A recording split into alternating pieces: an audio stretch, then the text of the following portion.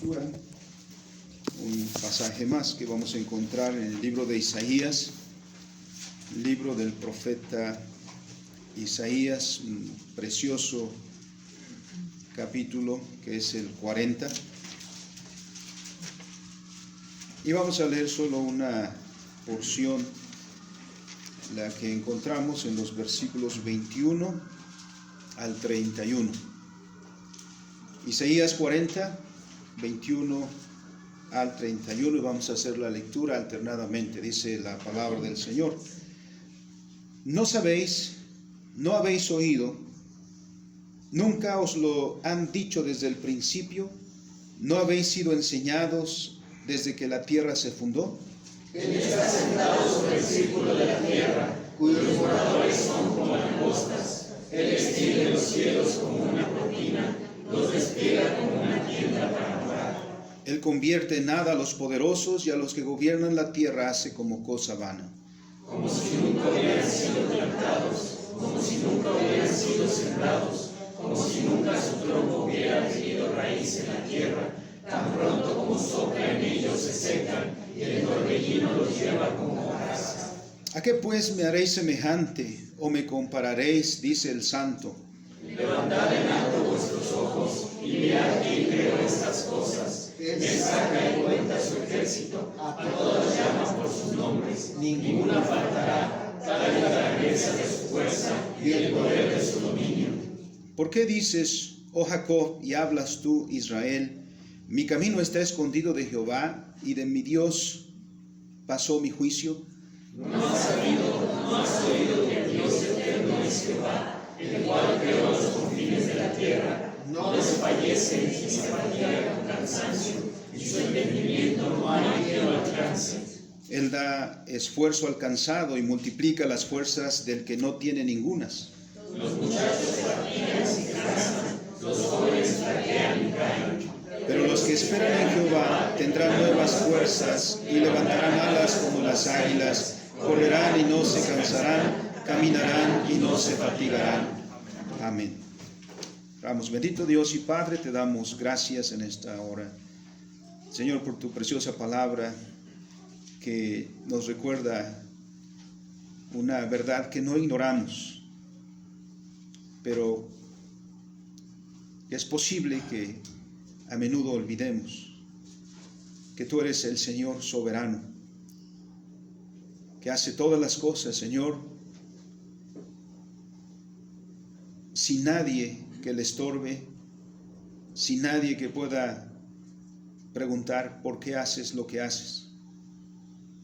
Por eso, Padre, te agradecemos el que nos hagas partícipes de estas enseñanzas, y ahora rogamos, Señor, que las fijes firmemente en nuestro corazón para que guíe nuestros pasos cada día. En Cristo nuestro Señor oramos. Amén. Amén.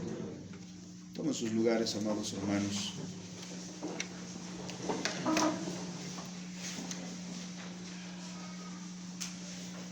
A la luz de lo que dice Isaías 40, que es un precioso pasaje que expone de manera magistral el carácter de Dios, sobre todo su soberanía.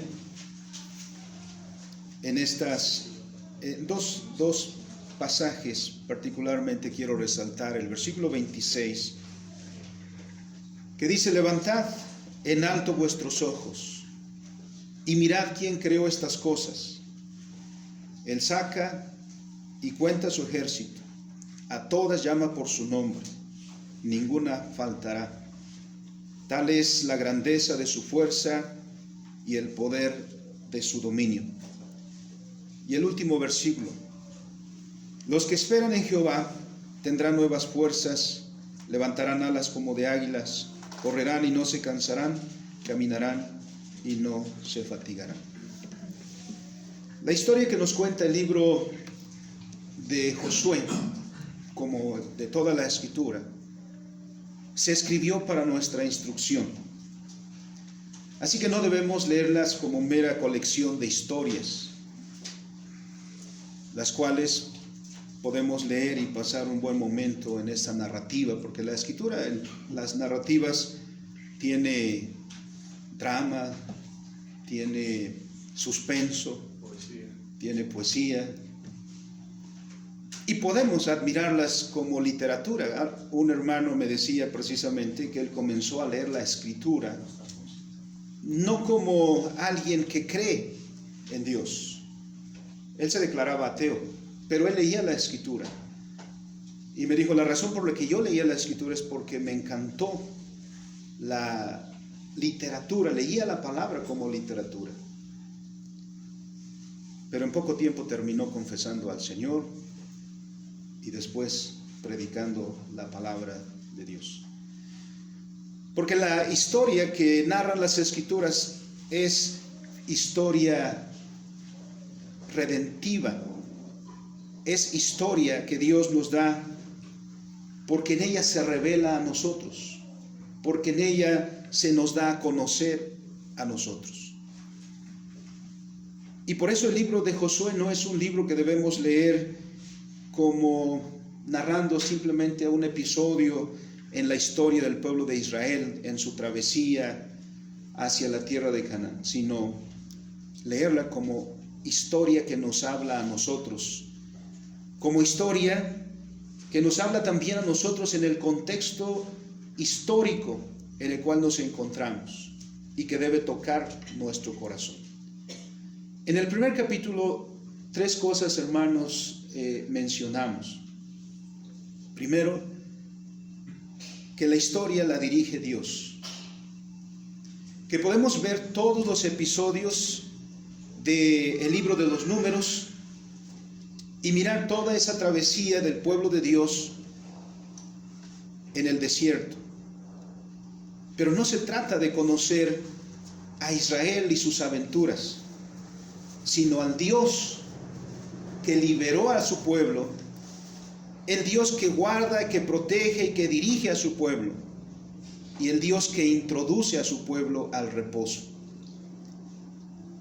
En segundo lugar, miramos cuán crucial es la ley de Dios en la vida del pueblo suyo. Porque el pueblo simplemente no camina por sí mismo, sino que Dios le da el principio normativo para su vida, para toda su vida. Y esa es la ley de Dios. Nosotros no podríamos vivir como hijos de Dios si no es también guiados por la palabra normativa, por la palabra de Dios que nos guía. Por eso es que la Biblia no es un libro de exclusividad para los pastores. Dios no dirige este libro a los pastores, lo dirige al pueblo suyo, a sus hijos, que en el contexto en el que se encuentran son dirigidos para glorificar a Dios en todo lo que hacen. En tercer lugar, miramos cuán importante también es la comunidad. Dios le enseña a su pueblo que es un pueblo y que debe incursionar en la tierra prometida así como un pueblo, preocupándose de que cada uno de sus hermanos tenga el reposo que Dios ha prometido a los suyos. Por eso es que aquellas 2 tribus que ya tenían un lugar, que ya tenían un territorio asignado, no se quedaran tranquilamente ahí, sino que fueran con sus hermanos para conquistar la tierra y se aseguraran que sus hermanos también tuvieran un lugar de reposo. Ahora nos encontramos en el capítulo 2, un capítulo que parece ser solo entre Josué y los espías que envió. Porque si miramos bien, dice el capítulo 2 en el versículo 1, que Josué envió desde Sittim 2 espías secretamente. Es decir, parece que no le dijo a nadie más, sino a estas 2 personas, y las envió a incursionar a la tierra de Canaán. Y termina el capítulo diciendo cómo estos espías se reportan a Josué para dar las detalles, su informe de su viaje de exploración. Y podemos pensar que después de esta comisión que el Señor le da a Josué, Josué puede sentir una carga enorme. Toda responsabilidad de liderazgo, hermanos, es una carga enorme para quien tiene realmente conciencia de lo que significa el liderazgo. Sabe la responsabilidad, sabe lo que implica. Josué ha recibido una encomienda de su Dios y no es fácil. Para nada es fácil. Josué tendrá que lidiar no solamente con el pueblo propiamente. ¿Cuántas veces no conoció Josué las rebeldías de este pueblo? Josué supo cómo Moisés tuvo que lidiar con Israel. Pero ahora tiene que lidiar con aquellas naciones que se va a encontrar en el momento de conquistar esa tierra. En su lugar, quizá nosotros nos plantearíamos también cuál sería la estrategia, cuáles serían las tareas a desempeñar, cómo haríamos esa labor.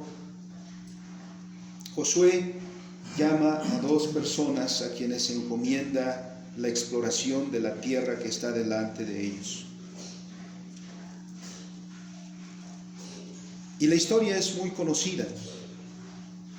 La historia la aprendemos desde las clases de escuela dominical. Dos espías que al incursionar en la tierra hacen todo lo posible por pasar desapercibidos. Ustedes saben, hermanos, que las personas que no pertenecemos a una comunidad, cuando llegamos ahí nos identifican rápidamente. Por la vestimenta, por el hablar, en el hablar el acento, a veces hasta en el caminar. Estos tienen que pasar desapercibidamente si quieren cumplir la misión que les ha dado Josué. Llegan a la casa de una mujer como Rahab, una ramera, dice la Escritura, en donde podían pasar desapercibidos. Hubieran entrado a cualquier otra casa, inmediatamente quizá los identifican, pero parece no aquí, así que no fue casual. Aquí sucede algo muy importante, porque la historia, si bien podíamos poner en la vida de Rahab o en los espías, la historia aquí se trata de Dios y de su relación con su pueblo. Por eso, el texto nos lleva a que veamos la historia desde la óptica de la soberanía de Dios. Dios es el Señor de toda la tierra. Como leímos en el libro de Isaías, la grandeza de su fuerza y el poder de su dominio. Podemos pensar que Josué estaba profundamente preocupado por la tarea. No sé si podía conciliar el sueño tranquilamente o estaba constantemente pensando cuáles serían los pasos a seguir. Igual que quizá nosotros en muchos momentos de nuestra vida llegamos incluso a experimentar la ansiedad porque no sabemos qué es lo que hemos de hacer, cómo hemos de solucionar los problemas, cómo hemos de salir adelante en diversas circunstancias. O bien, también enfocamos todos nuestros esfuerzos en los anhelos que tenemos y en las necesidades. Nos centramos demasiado en eso. Tanto que nos olvidamos de contextualizar nuestra vida y nuestra vida toda por el reino de Dios. Que a veces tratamos de luchar solos cuando debemos expresar nuestra vida en el contexto del reino de Dios.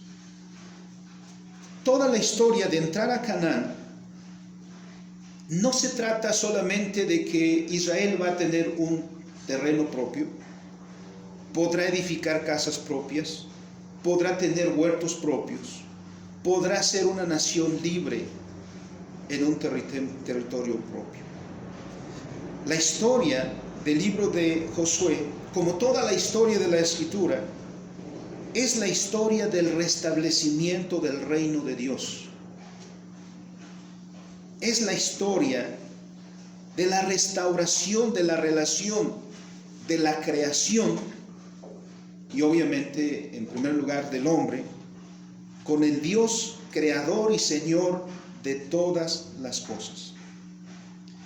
Dice el libro de Josué que leímos, de Isaías que leímos, Dios está sentado sobre el círculo de la tierra y desde ahí dirige todas las cosas, hasta el más pequeño detalle.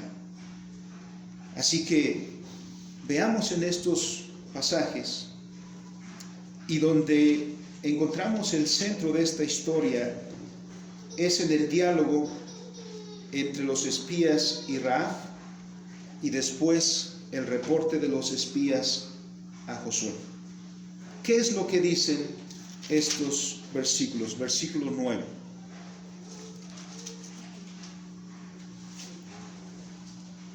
Sé que Jehová os ha dado esta tierra, porque el temor de vosotros ha caído sobre nosotros, y todos los moradores del país ya han desmayado por causa de vosotros.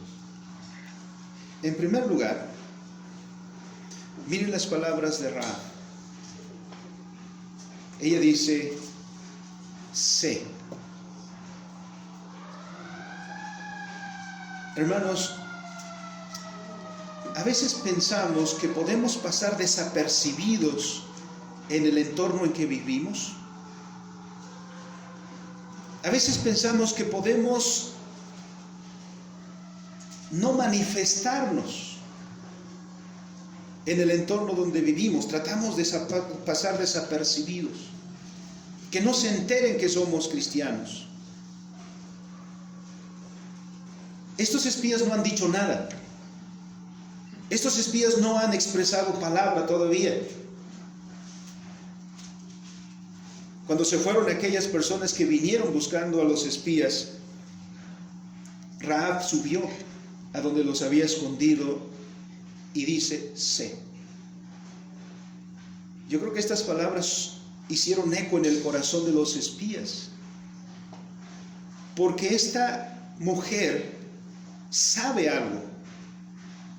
Y además, por lo que leemos después, no solamente está dando evidencia de tener información, porque el comportamiento de esta mujer, si le ponemos en el contexto, ¿qué se esperaría de una persona, cualquiera que fuera, de esta tierra, que viera incursionar a unos espías? ¿Cuál sería su primer deber?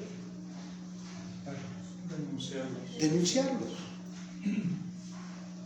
Si ella está unida a su pueblo, si ella está siendo una con su pueblo, lo más lógico es que inmediatamente los denunciaran, ¿no? Acá vienen estos, o se escondieron ahí o se escondieron allá por puro interés nacional. Pero esta mujer sabe algo que modifica su conducta, que podría incluso implicar, y a lo mejor si se dieran cuenta podrían acusarla de traición. Pero esta mujer sabe algo que modifica su conducta toda. ¿Y por qué lo sabe? Lo sabe porque está atento o atenta a los eventos en la historia. Entonces no habían todos los medios de comunicación que ahora tenemos, pero información había llegado a Rahab. Los israelitas no estaban por el desierto tomándose selfies y subiéndolo a las redes y entonces todo el mundo sabe, ¿no? Como hoy hacemos, hoy saben, abriendo una de las Instagram o Facebook, se dan cuenta dónde está el hermano. Mira, el hermano está en una fiesta, mira, el hermano está desayunando, mira, el hermano ya está en su casa. ¿no? Hoy nuestra vida privada ya no es privada, ya es pública. Pero todo lo que sucedía con Israel era conocido, era noticia.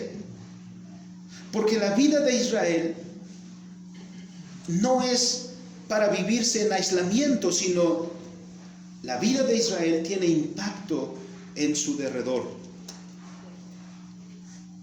Y aunque Israel no ha dicho nada, el mundo sabe lo que Dios está haciendo con Israel. Aunque no digamos nada, los que están en derredor nuestro saben lo que Dios está haciendo con nosotros. Porque el cristiano, que es verdaderamente cristiano, en conformidad con la Escritura, jamás se puede esconder. Porque dijo el Señor Jesucristo que fuimos puestos para ser sal de la tierra y fuimos puestos para ser luz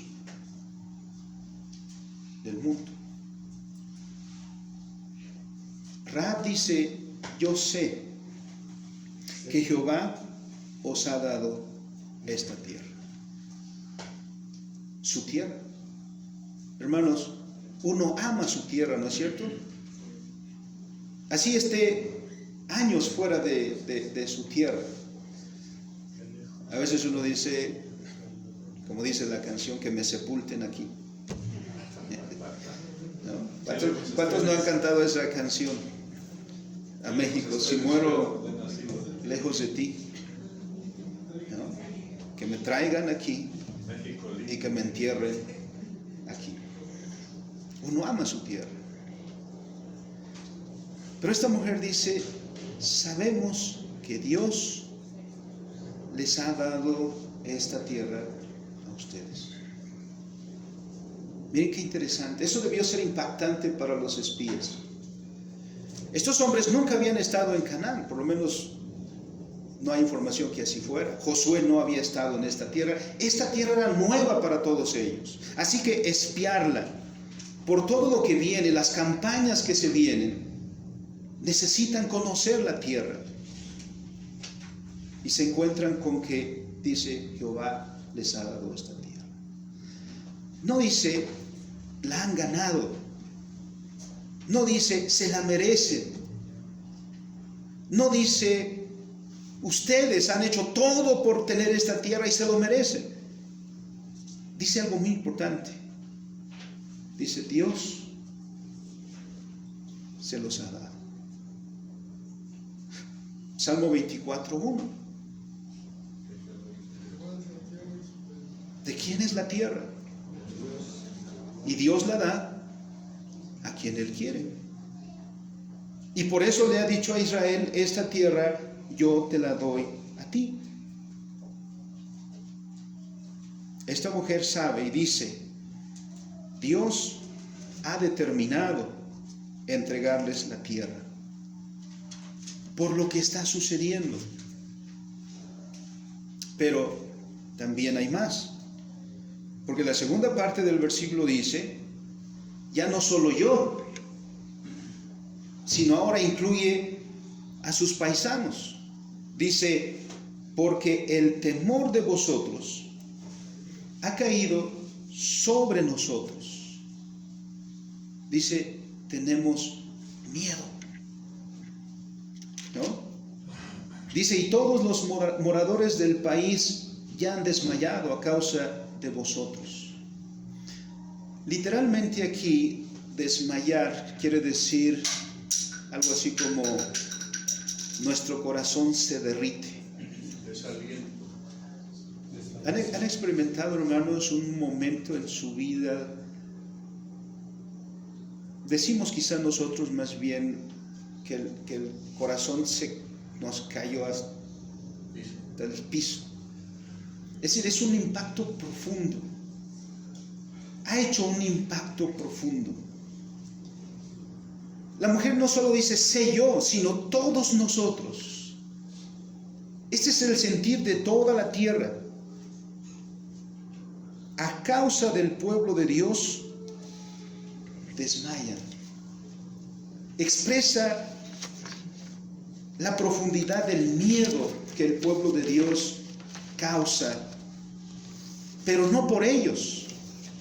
Miren, hermanos, ¿no es Israel un gran ejército?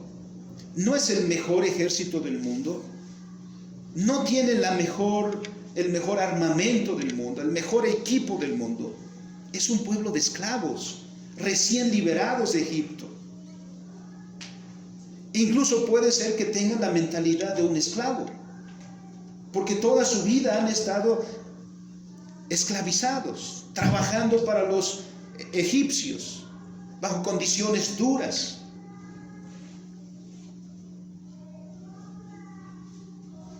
¿Por qué hay que tenerle miedo a este pueblo? Es un pueblo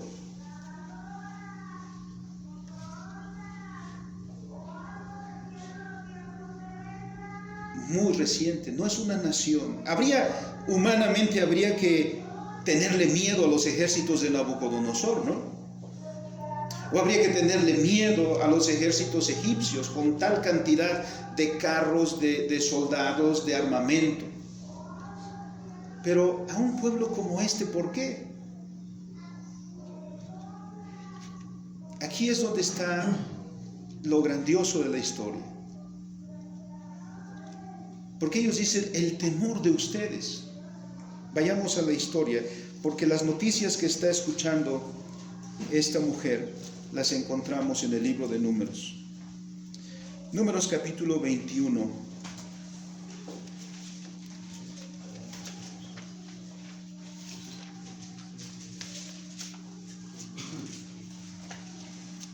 Si bien no había los medios de comunicación que hoy no son tan familiares, las noticias viajaban también rápido. El libro de Josué nos menciona los siguientes episodios. Bueno, vamos a comenzar con este del capítulo 21, versículo 1. En su camino a la tierra prometida, cuando el cananeo, el rey de Arad, que habitaba en el Negev, es decir, al sur, oyó que venía Israel por el camino de Atarim. Imagínense a Israel caminando, pues no es una caravana, no son 100 personas, es, como de repente dicen, es un gentío de gente, ¿no? Es una multitud. Ahí vienen. Oyó que venían y peleó contra Israel. Tomó algunos prisioneros. Pero entonces, en medio de su angustia, Israel volteó a Jehová y dijo a Jehová: si en efecto entregares este pueblo en mi mano, yo destruiré sus ciudades. Versículo 3, que dice: Jehová escuchó.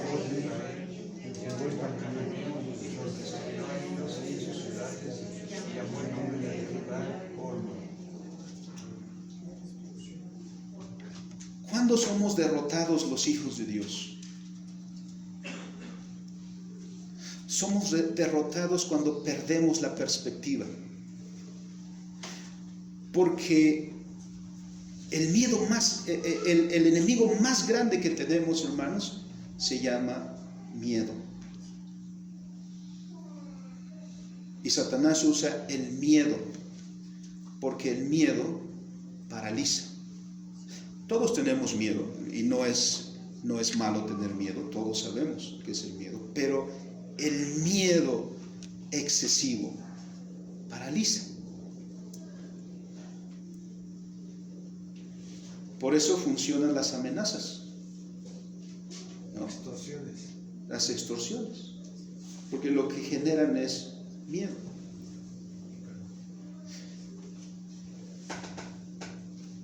Saúl se paralizó ante Goliat y los ejércitos filisteos. ¿Y qué hacía todos los días? Nada más mirar a este hombre y escucharlo. ¿Y qué hacía? Nada. Si se podrían oír sus rodillas golpeándose una a otra, porque temblaba de miedo, y los ejércitos de Israel temblaban de miedo. Hasta que vino un jovencito del cual se rieron porque parecía que estaba diciendo una ingenuidad, pero estaba diciendo una verdad. El enfoque de David y el enfoque que todos debemos tener es este: que Dios está con nosotros.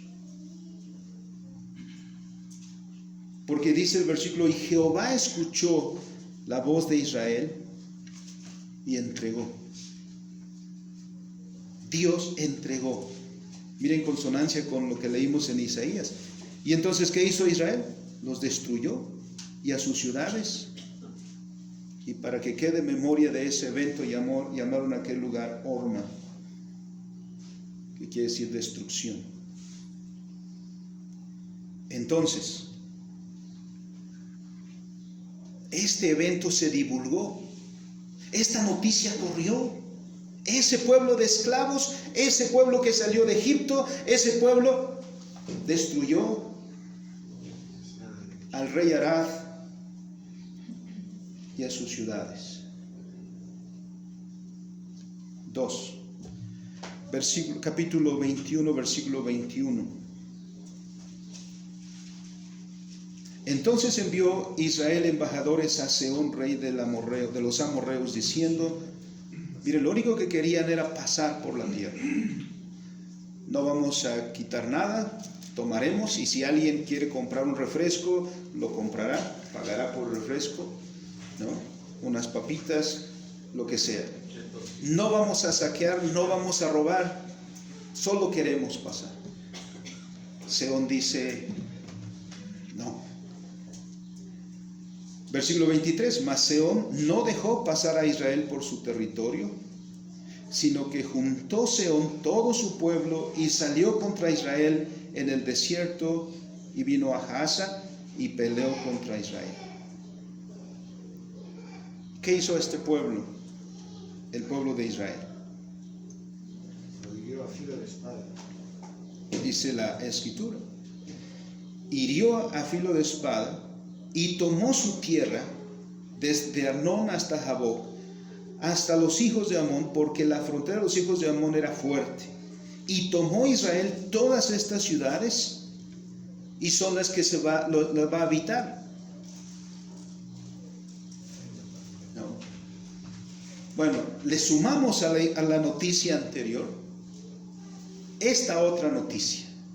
¿Y a dónde están llegando estas noticias? A los oídos de los cananeos. Pero hay más. Versículo 31. Avanzaron. También envió Moisés a reconocer a Jazer, y tomaron sus aldeas y echaron al amorreo que estaba ahí. Capítulo 22.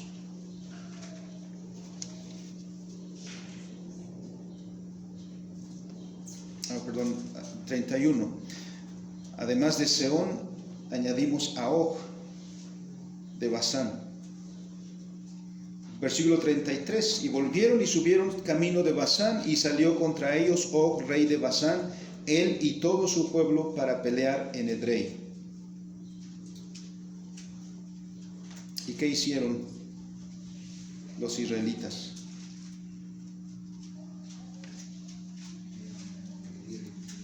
Dios le dijo a Moisés: no les tengas miedo, porque en tu mano los he entregado, a él y a todo su pueblo y a su tierra. No es poderoso Israel, no tiene un ejército poderoso. ¿Quién es el que va delante del pueblo? ¿Quién es el que va abriendo brecha delante del pueblo? Es Dios. Claramente le dice: no tengas miedo, yo lo entrego en tus manos. ¿A dónde llegaron estas noticias? A los oídos de las naciones aledañas. Luego tenemos un episodio muy importante que todos recordamos por la burrita que habló. Capítulos 22 al 24. ¿Qué ocurre aquí? Esta es una historia más detallada. Se trata de Balac y de la tierra de Moab. Podemos imaginar a este hombre, a este rey, al rey Balac y a todo su pueblo, porque las noticias han llegado e Israel se está encaminando a su tierra, está próxima. Ya pasó Arad, ya pasó la tierra de Sehón, de los amorreos, ya la tierra de Basán la conquistó también, y ahora está tocando las puertas de Moab. Medidas desesperadas toma Balac. Buscó al hechicero más poderoso que pudo encontrar. Le ofreció toda la riqueza que pudo, porque su objetivo era que este hombre, Balaam, maldijera a Israel para que de esa manera él pudiera vencerlo. Conocemos la historia. En este caso solo he querido recordar, hermanos, estos episodios. ¿Por qué? Porque Rahab dice, versículo 10, hemos oído. Esta es la razón del miedo, del temor que tienen los cananeos ahora, porque Israel está tocando la puerta, y la fama que precede al pueblo de Israel es que ha venido de victoria en victoria, que ha venido añadiendo territorio, conquistando territorio, venciendo a naciones poderosas.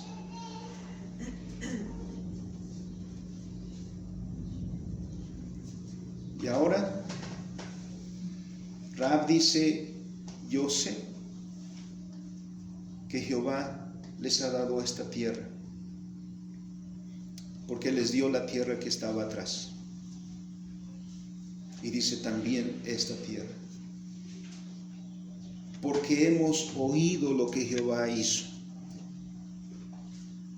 Y esto es aleccionador también para los espías, porque a través de una mujer que no pertenece al pueblo de Israel, también viene la palabra de Dios y dice, Jehová hizo todas estas cosas. Y miren, aquí hay un resumen de lo que hemos leído, que ya por sí era un resumen, este todavía está mucho más resumido. ¿Qué es lo que ha oído? Hay un reporte muy sucinto de los eventos. Hemos oído, ¿qué hemos oído? Que Jehová secó el mar rojo. Pasaron delante de vosotros cuando salisteis de Egipto. Y hemos oído lo que Jehová ha hecho a los dos reyes de los amorreos que estaban al otro lado del Jordán, a Sehón y a Og, a los cuales habéis destruido. A veces los que menos se dan cuenta de lo que Dios hace con nosotros somos nosotros. A veces los que menos percibimos que somos bendecidos, que somos guardados, que somos cuidados, que Dios está con nosotros, somos nosotros. A veces se nos tiene que recordar, Dios es el que te ha entregado la tierra. Dios es el que te ha guardado, Dios es el que te ha traído, Dios es el que viene contigo. Ahora, todo esto Dios se lo está diciendo a Josué. No porque Josué no pueda decírselo de frente. En el capítulo 1 vemos a Dios hablando de frente con Josué. Pero también miramos en el entorno de cómo el temor de Dios y el temor de este pueblo que avanza está puesto en el corazón de la gente que no conoce a Dios, no como nosotros le conocemos, para fortalecer nuestra fe, para animarnos en nuestro caminar. Porque el Señor también nos ha dicho a nosotros, hermanos, que conquistemos el mundo en el nombre de Dios. Miremos lo desanimados que están los cananeos. Porque si Dios o si Israel pudo vencer a todos estos reyes, ¿qué le espera a Canaán? ¿Qué es lo que detiene, hermanos, a veces nuestras grandes conquistas? ¿Por qué no nos movemos como cristianos? ¿Por qué no avanzamos en la conquista del territorio en el nombre de nuestro Dios? Somos nosotros mismos. Nos detenemos a nosotros mismos. Cuando lo que tenemos que ver es que Dios es soberano y que Él, en todos estos textos, hermanos, hay un factor común. Se está repitiendo siempre: yo se los doy, yo se los entrego, yo lo pongo en tus manos. Sí, tenemos que luchar. Sí, tenemos que avanzar. ¿Cuántas veces no decimos, hermanos, en Dios haremos proezas? ¿Dónde están tus proezas, hermano? ¿O dónde están nuestras proezas, hermanos? ¿Qué proezas hemos hecho?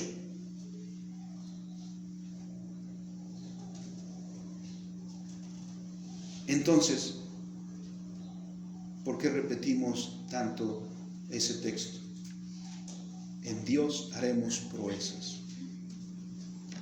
Miren, son estas proezas que hace el pueblo de Dios. En Dios han vencido uno y otro rey. En Dios han avanzado, y dice la promesa de Dios, ¿no? Donde pose tu pie, ¿qué dice? Eso será tuyo. Todo lo que pise tu pie será tuyo.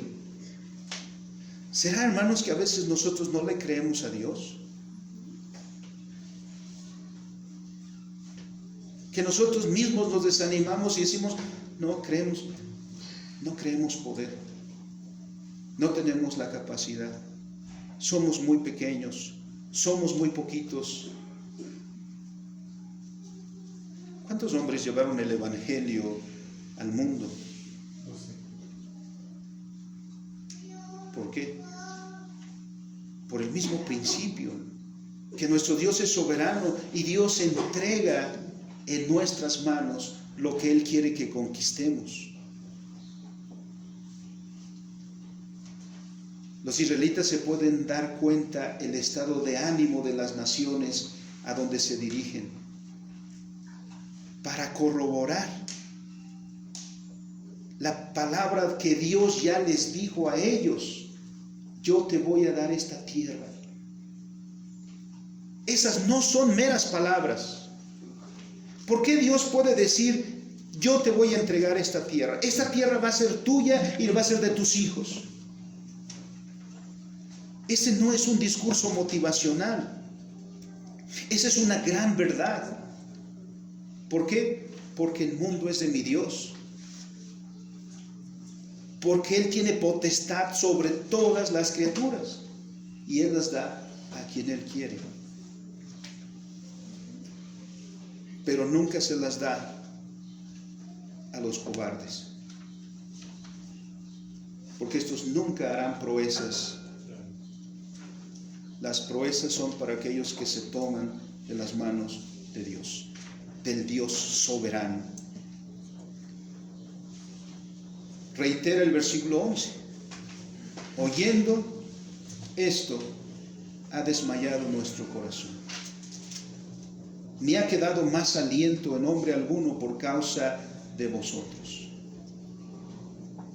Y hay un énfasis en la soberanía de Dios. ¿Por qué? Primero dijo por ustedes, y ahora dice Jehová. Miren, si estas palabras las dijera un cristiano, no me sorprenderían. Pero ¿quién está diciendo estas palabras? Y mira lo que está diciendo: Jehová vuestro Dios ¿Lo leyó en algún catecismo? ¿Lo leyó en alguna confesión, en algún escrito teológico? Ella está viendo. ¿Por qué? Porque los dioses de los egipcios han fracasado ante la presencia de Jehová. Adoraban al sol. ¿Y qué les ha hecho el sol? La luna, los astros, el Nilo, todas esas deidades, ¿dónde están? Y los dioses de todas las naciones que han encontrado en el camino, ¿acaso las defendieron? Evidencia ha quedado entonces de que Dios es Dios arriba en los cielos y que Dios es Dios abajo en la tierra. Y ella se da cuenta. Por eso decía, no solamente está haciendo algo muy sencillo, escondiendo a algunas personas, sino está ella misma, y la historia va a culminar así. Rahab llega a ser incluida En la genealogía. en el pueblo del pacto y en la genealogía del Salvador. Porque miren cómo está viendo. Jehová vuestro Dios, en una palabra, es soberano. En palabras de Isaías, como hemos leído, es el que está sentado en el círculo de la tierra, cuyos moradores son como langostas. Él extiende los cielos como una cortina, los despliega como una tienda para morar. ¿Por qué? Porque tal es su grandeza, porque tal es su fuerza, tal es el poder de su dominio. A veces la soberanía de Dios es más bien una frase en nuestros labios, hermanos, que una realidad que impulsa nuestra vida.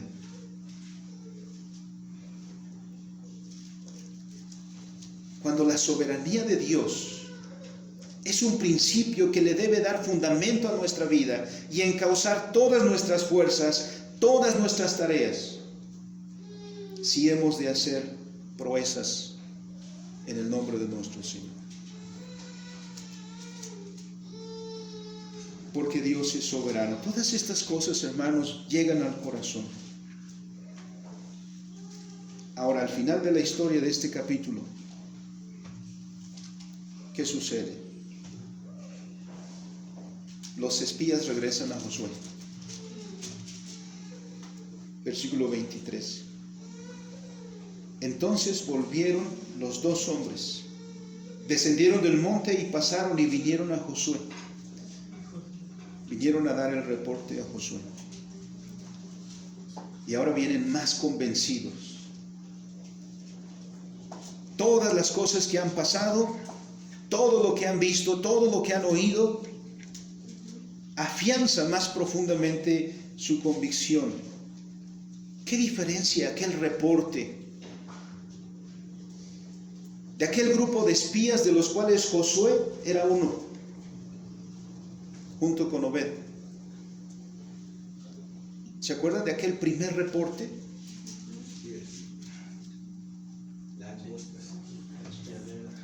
¿Quiénes son los que desanimaron al pueblo de Dios?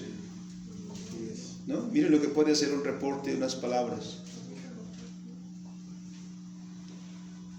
Aquel reporte causó tal impacto que desearon regresar mejor, volver atrás. Miren este reporte ahora. Jehová ha entregado toda la tierra en nuestras manos.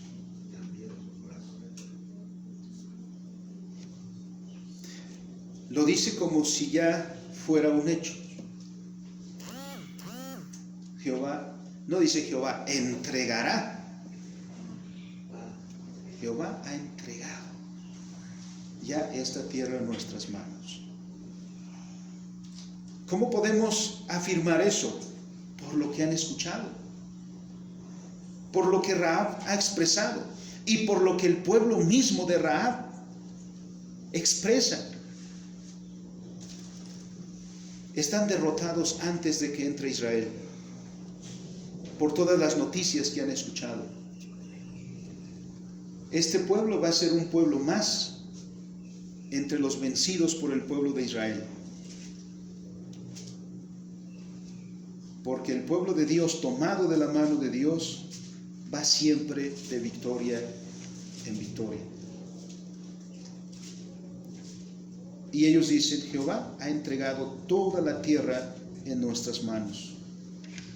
Y 2, y también todos los moradores del país desmayan delante de nosotros. ¿Por qué, hermanos, siempre a lo largo de la historia, en cualquier momento, por qué se levanta oposición contra la iglesia de Jesucristo?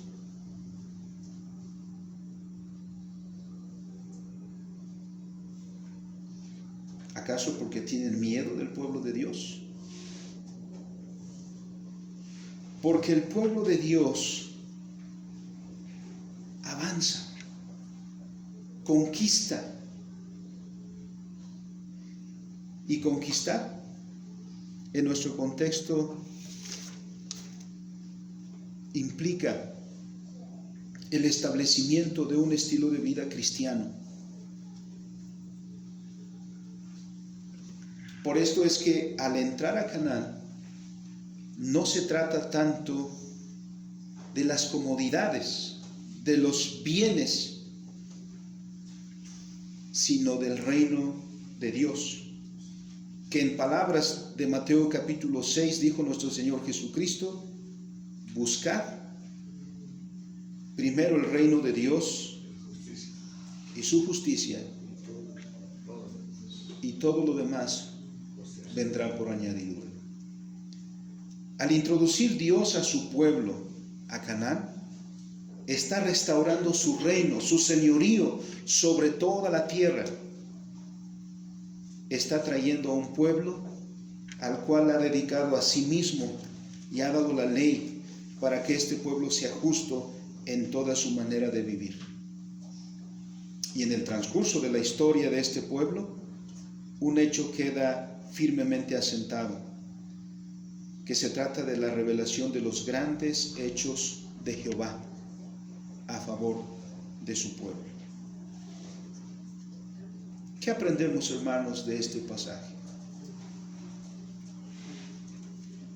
¿Qué quiere Dios que aprendamos de esta historia? ¿O que simplemente nos quedemos mirando a esta historia?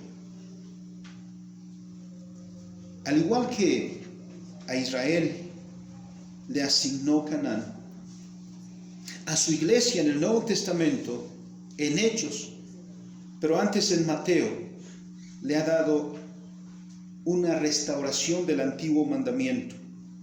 Y en esta ocasión diciendo: vayan a todas las naciones y háganlas discípulos. Ahora nuestra conquista no es al estilo de Josué, pero sí nos ha puesto Dios como emisarios de su reino, proclamando el señorío de Cristo sobre toda la vida, llamando a todos a postrarse y reconocer a Dios y a Cristo como su único Señor y Salvador. Pero eso significa rendir toda su vida, absolutamente toda su vida, a Cristo. Quienes no estén dispuestos a eso, quienes no estén dispuestos a perder, siempre se van a oponer al reino de Cristo. Siempre se van a levantar en contra del pueblo de Dios. ¿Por qué? Porque el mundo siempre va a querer hacer lo que le dé su gana. ¿No estamos en un mundo ahora así que está enfatizando cada vez más eso? Y por supuesto, a una sociedad tan relativizante como en la que vivimos, no le caen bien, para nada bien, los principios absolutos del Evangelio. Y por eso hay una lucha encarnizada entre el reino de Dios y el reino de las tinieblas. Y nosotros militamos en el reino de Cristo. Somos soldados, usando la imagen de Efesios capítulo 6, somos soldados en el ejército de Cristo para conquistar la tierra. ¿Y qué está sucediendo? Que el Señor Jesucristo está estableciendo su reino. Ese reino que dijo el Señor Jesucristo comienza como la levadura en la masa, hasta que leuda toda. O también comparó ese reino con un grano, el más pequeño de las semillas, el grano de mostaza, que crece, se desarrolla hasta convertirse en un arbusto que da sombra, dice, a todas las aves. Ese es el reino que estamos estableciendo. Y no por nosotros, no en nuestra fuerza, sino porque es Dios en Cristo nuestro Señor que está luchando por nosotros. Por esto es que nunca debemos perder de vista, hermanos, nuestra vida y todas las tareas que Dios pone en nuestras manos a la luz del Dios soberano que se revela en las Escrituras. ¿Por qué? Porque Él lucha a nuestro lado y Él nos entregará aquello que ha prometido. Pero no debemos tener nuestra vista en solo aquello que nos ha prometido, sino en aquel que nos ha hecho la promesa, esto es, en Cristo.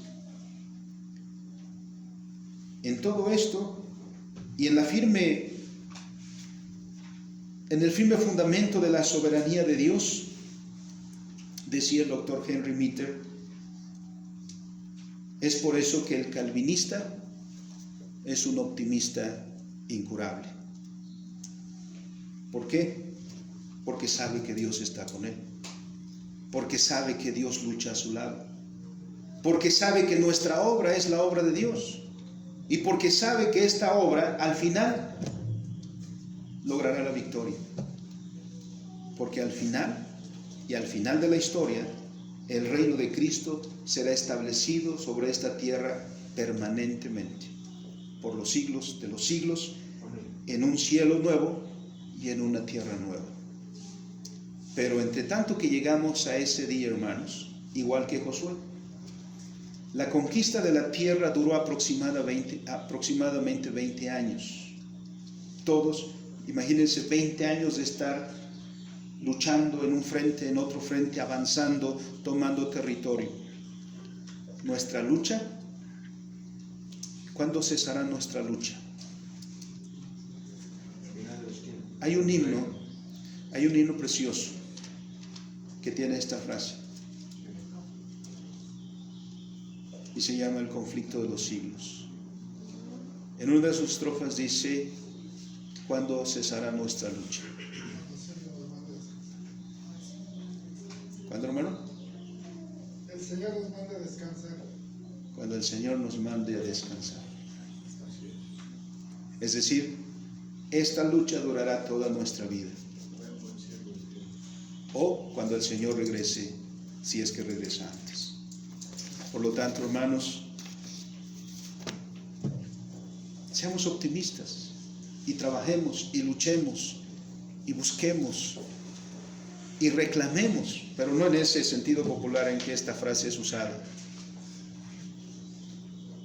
sino en el nombre del Señor, avancemos en el establecimiento de su reino. Y Dios bendecirá toda obra. Oremos.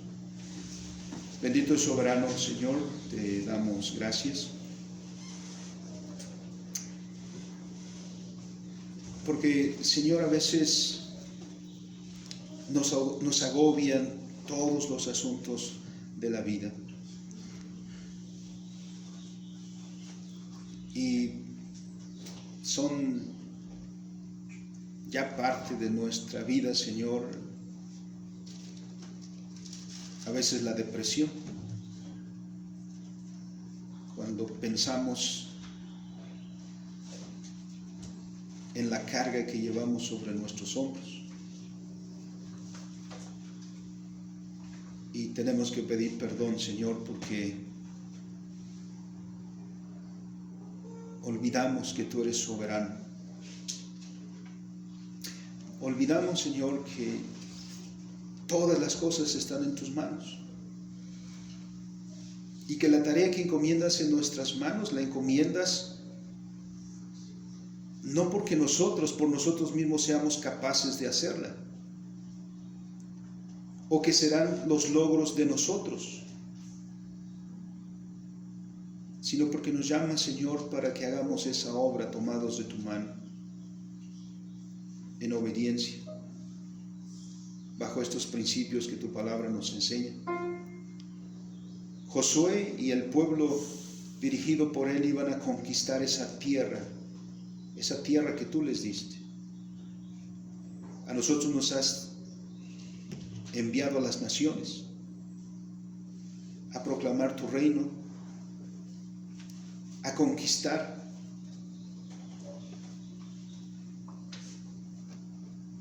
En tu nombre, dice el apóstol Pablo, que trayendo todo pensamiento a los pies de Cristo. Y con eso obviamente todas las cosas, Señor. A veces este pensamiento puede, Señor, hacernos parecer una tarea imposible de realizar. Pero cuando te revelas a nosotros, Señor, en esta manifestación de tu soberanía, de tu señorío, y ver, Señor, que simplemente nosotros avanzamos porque tú eres el que entrega las cosas en nuestras manos, que ciertamente hemos de luchar, pero que tú prosperarás a tu pueblo en todas sus batallas. Por eso, Señor, te pedimos, tú bendigas a tus hijos. Tú conoces las trincheras donde están peleando cada uno de tus hijos, ahí donde se está esforzando, ahí donde está peleando. Conoces también, Señor, a veces el desánimo nuestro,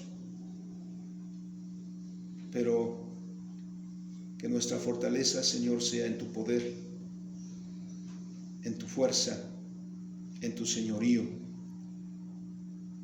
y que entonces podamos, Señor, confiadamente decir: en Dios haremos proezas.